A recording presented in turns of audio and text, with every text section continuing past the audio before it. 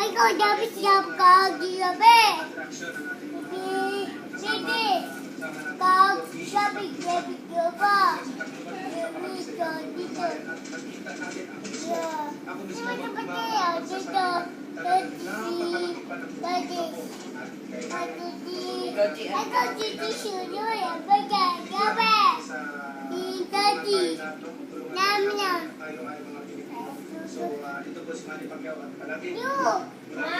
Mula dito sa Quezon City, ito po si Manny Pacquiao nakatutok. Mula sa Leyte, JP Soriano, nakatutok 24 oras.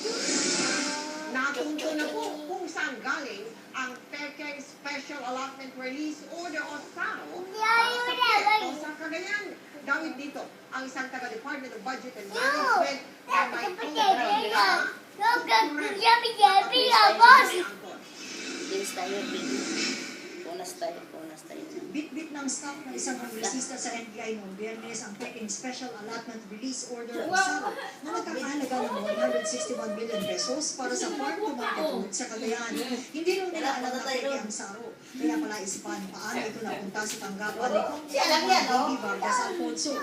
Kwento ng Chief of Staff ni Congresswoman Nuño, umamin daw si Raza